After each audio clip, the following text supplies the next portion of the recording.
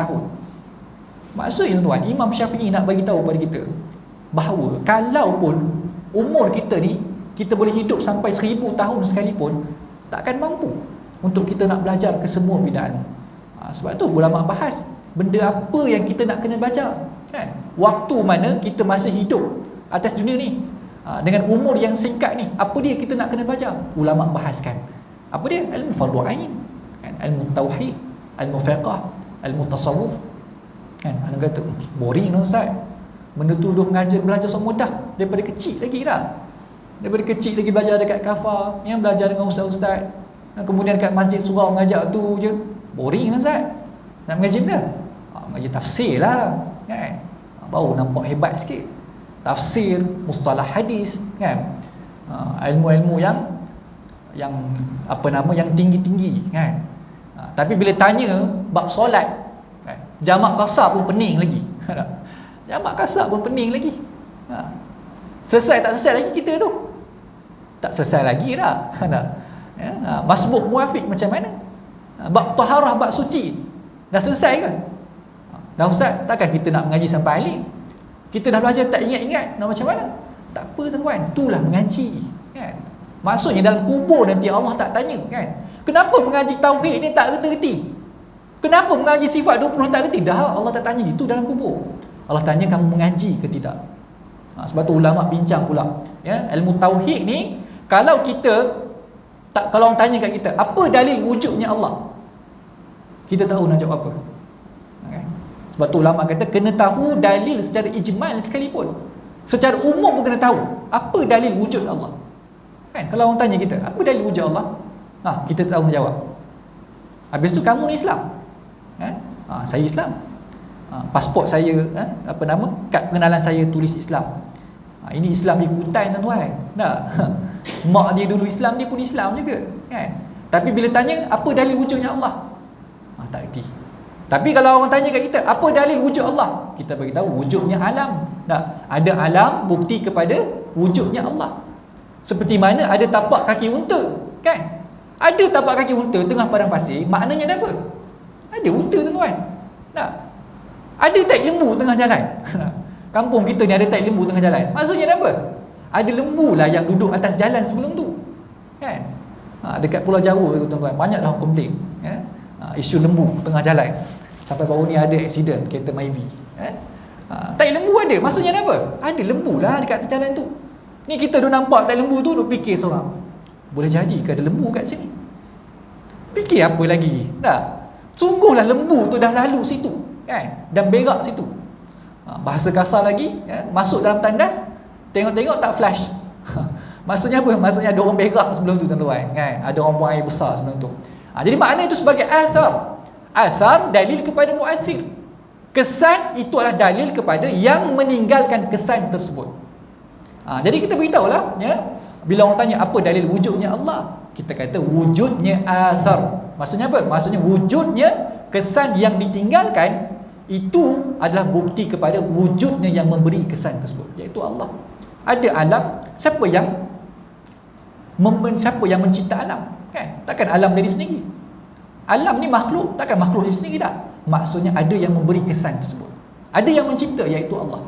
Tuan-tuan, tahu yang ni, insya-Allah kita akan selamat di akhirat. Walaupun bila orang tanya secara tafsir, boleh tak bagi tahu secara terperinci, kan, tentang dalil wujud Allah, kan? Apa dalil daripada Quran, apa dalil daripada hadis? Yang ni dia kata nanti dululah, kan? Saya tak apa nak hafal benda ni. Tuan-tuan, itu pun dah cukup, ya, untuk kita dikira beriman tanpa taklid. Sebab tu kata ulama, ya, ada 6 pandangan tentang beriman dengan taklid ni. Maksudnya beriman, maksudnya mak dia Islam, dia lahir sebagai Islam, dia pun jadi Islam macam tu je. Kalau tanya tentang dalil wujud Allah, tak tahu, kan? Itu masalah tuan, itu menyebabkan orang jadi macam-macam sekarang ni. Sebab tu kena belajar ilmu yang penting, yang terbaik yang dibincangkan oleh ulama, iaitu tauhid, ilmu fiqh dan juga ilmu tasawuf. Baik. Kelima, fasal mengenai kemuliaan ilmu dan ahli-ahlinya. Itu keempat tadi. Keempat, fasal mengenai kemuliaan ilmu dan ahli-ahlinya. Kelima, fasal mengenai kegigihan, ketekunan dan ketinggian cita-cita. Keenam, fasal mengenai teks kadar dan tertibnya. Cerita sampai pangkat tu tuan, ya. Cerita berapa banyak nak kena baca sehari ni. Kalau kita baca nak mengulang, macam mana kita nak mengulang? Nanti kita akan masuk pada bab ni tuan-tuan, ya. Kalau kita tengok nanti Imam Zanuji dah sebut ni, orang barat ambil sebiji yang Imam Zanuji sebut. Betul orang kata, takkan Imam Zanuji je pandai, orang barat pun pandai juga. Pandai macam mana? Tak. Imam Zanuji ni 800 tahun sebelum orang barat tulis. Dan kitab ni mutadawal, ya? Kitab ni dah tersebar luas serata dunia. Diterjemah ke dalam bahasa yang pelbagai. Bukan orang mengaji pondok, tuan-tuan mengaji kita ni, ya. Doktor, ya, orang ahli akademik semua buat kajian PhD mereka menggunakan kitab Ta'limul Muta'allim Tariqat Ta'allum, ya. Ni kitab yang diberkati. Dan kemudian yang ketujuh, fasal mengenai tawakal. Yang ke-8, fasal mengenai waktu belajar. Jadi insya-Allah tuan, kita akan tengok setiap bab tersebut. Tuan-tuan doalah bagi habis kitab ni, ya. Tuan-tuan habis kitab ni, insya-Allah tuan-tuan akan keluar kepada satu fasa yang baru dalam kehidupan tuan tentang ilmu dan tentang adab tu sendiri. Sebab tu insya-Allah dalam majlis ni kita kena tekankan tentang adab kita. Kalau kata ada handphone ke, tutup handphone tu tuan-tuan. Saya ni tak garang lagi tuan-tuan, tapi ada ustaz-ustaz yang mengajar ni, guru kita yang mulia Ustaz Nazrul Nasir, Syekh Nuruddin Al-Banjari, ya, Al-Maki. Ini guru-guru yang garang tuan-tuan, yang cukup menjaga adab dalam majlis ilmu. Syekh Nuruddin tuan-tuan kenal kan? Syekh Nuruddin Al-Banjari. Ada pondok, apa nama pondok An-Nur tak? Di Janda Baik. Tak ingat apa nama pondok dia tu, pondok di Janda Baik, ya. Ada satu majlis Maulidur Rasul. Dia sedang menyampaikan kuliah. Kemudian datang makanan belakang tuan. Separuh orang bangun, sebahagian lah, bukan separuh. Sebahagian orang belakang tu bangun nak berebut makanan. Syekh Nuruddin dia melihat perkara tersebut tuan, dia buat apa? Ya. Dia marah, dia ketuk meja, terus keluar daripada majlis. Bayang tuan. Ini alim besar bila buat macam ni tuan. Orang jadi takut, kan? Sebab apa? Sebab dia nak menjaga izzah, kemuliaan bagi para ahli ilmu, kan? Mana adab kamu? Kekal dalam majlis. Ini makanan sampai terus berebut dah. Nampak? Ya? Ustaz Nazrul Nasir tuan, kalau orang berbisik-bisik dalam majlis dia, dia akan tengking orang tu, ya? Dia akan tegur tu, tak kira orang tu datuk ke, Tan Sri ke apa ke. Sebab apa? Dia kata ini majlis guru, bukan majlis kita, kan? Kalau majlis kita, ikut sukalah kita nak buat apa. Tak, sebab ni majlis guru. Itu guru-guru yang inilah kan, maksudnya yang tegas, ya, dengan ilmu. Tuan-tuan kenal Al-Imam Atha' ibn Abi Rabah. Ini kisah yang terakhir, ya, perkongsian yang terakhir.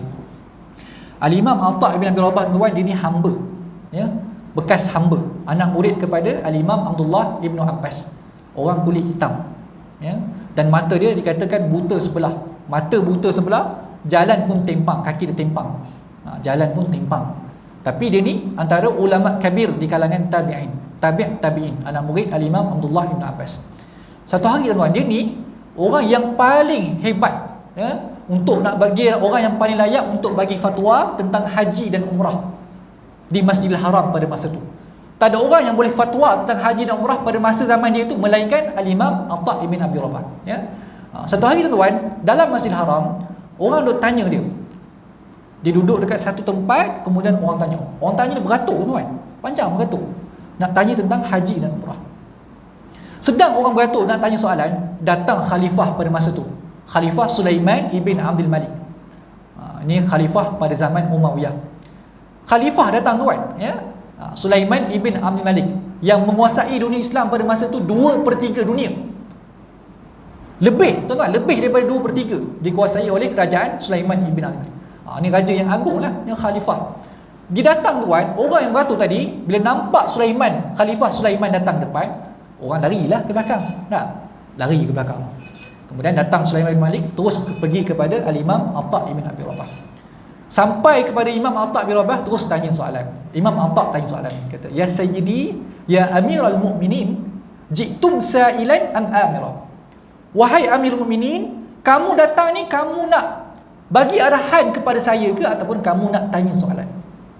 Maka kata Sulaiman ibn Abdul Malik, "Bal ji'tu sa'ilan." Saya datang ni nak tanya soalan lah. Maksudnya khalifah datang tu pun nak tanya soalan tentang haji dan umrah juga, kan? Sebab tu musim haji. Dia pun nak tanya tentang musim haji juga. Jadi kata Al-Imam Atha bin Abi Rabah, dia kata, wahai Amirul Mukminin, kalau kamu datang ni nak bagi arahan kepada saya dengan suatu urusan, saya akan turun daripada tempat saya dan saya akan mendengar arahan kamu. Kenapa? Kerana kamu pemimpin. Kamu pemimpin, saya rakyat kamu. Maka saya akan mendengar arahan kamu, saya akan beradab dengan kamu. Tapi sekarang ni tuanku datang, tuanku nak tanya soalan. Dan tuanku nampak tak berapa ramai orang beratur nak tanya soalan macam tuanku. Apa beza tuanku dengan dia orang nak tanya soalan? Kan? Dia orang nak tanya soalan, dia orang beratur lagi dulu daripada tuanku. Tuanku datang di belakang, tuanku nak tanya soalan, tuanku potong dia orang. Tuanku pergi ke belakang. Pergi ke belakang, beratur sekali dengan orang ramai. Tuan-tuan, macam mana kalau jadi kat kita, tuan? Ya? Sulaiman bin Abdul Malik pergi ke belakang, merah muka dia, tuan. Lepas tu dia kata apa? Dia panggil anak cucu dia, kata apa? Wahai anak cucuku, ya, Sulaiman Atha bin Abi Rabah ni hamba. Dia ni hamba. Dan dia merendahkan kedudukan aku hari ini. Kenapa? Kerana ilmunya yang mulia. Dia tinggi daripada aku kerana ilmunya yang tinggi. Kemudian dia kata apa? Dia kata, wahai anak cucuku, aku wajibkan kepada kamu supaya mengaji sungguh-sungguh sampai jadi alim. Kenapa? Kerana ilmu kamu tu yang mengangkat kamu, bukan pangkat kamu yang mengangkat kamu. Allah, tuan-tuan, ya. Kalau kita kata kepada agung kita itu macam mana, tuan? Ya? Kita suruh agung pergi ke belakang, orang lain beratur juga ni, nak ambil makanan ni. Tuan-tuan, kenapa ulama tu dia berani kata macam tu? Kenapa? Kerana yang keluar daripada mulut dia tu takwa, kan? Sebab tu dia tak takut, dia tak bimbang. Dan bukan buat benda salah pun, kan? Tuanku datang lambat nak tanya soalan, tuanku potong orang lain. Orang lain beratur lagi dulu daripada tuanku. Tuanku pergi belakang. Tengok tuan ni, izzah orang dulu hebat. Dia tak kira ulama ke, bukan, dia tak kira sultan ke, pemimpin ke. Maksudnya kalau tak beradab dengan guru, pergi, kamu tak layak lagi. Tunggu beratur dengan orang ramai tu sampai giliran kamu, baru kamu tanya soalan. Ni masya-Allah, tuan, adab, ya. Adab yang dijaga, yang diamalkan oleh para ulama kita. Baik, kita baca sikit lagi supaya kita habiskan mukadimah ni. Dan kemudian seterusnya fasal berkenaan dengan waktu belajar. Yang ke-9, fasal mengenai belas kasihan dan nasihat. Yang ke-10, fasal mengenai berusaha mendapatkan ilmu. Ke-11, fasal mengenai warak ketika belajar. Ke-12, fasal mengenai perkara yang membantu ingatan dan melupakannya. Ni tuan-tuan, ya. Bab ni berkaitan dengan perubatan, ya. Apa benda yang boleh kuatkan ingatan, apa benda yang boleh lemahkan ingatan, disebut dalam ni. Jangan tengok orang kena sula, ya. Jangan tengok orang kena bunuh dan sebagainya. Sebab apa? Ni melemahkan ingatan. Kan dulu ada orang jual tak CD-CD, orang kena bunuh lah, kena kerat lah, kan. Banyak cerita-cerita seram, ya. Dimasukkan kepala dalam apa nama tu, dibuat macam kala jengking tu, kan. Macam pelik tuan sekarang ni. Kalau tengok benda tu akan mengurangkan ingatan kita. Sebab tu kalau ada video-video yang orang share dalam Facebook, video orang kemalangan sebagainya, jangan tengok, kan. Jangan tengok benda tu. Benda tu akan melemahkan ingatan kita. Lepas tu ditulis pula tu, dia kata yang hati lembut jangan tengok. Bukan masalah hati lembut tak lembut, tak lembut kan. Ingat kita pondan ke? Masalah benda tu tak patut tengok. Mana tahu yang tengok tu ahli keluarga dia, kan. Nanti dia akan jadi lebih sedih lagi dan sebagainya. Jadi benda tu jangan tengok. Baik. Yang ke-13, fasal mengenai perkara-perkara yang menambah rezeki dan yang menghalangkannya, dan perkara untuk melanjutkan usia dan mengurangkannya.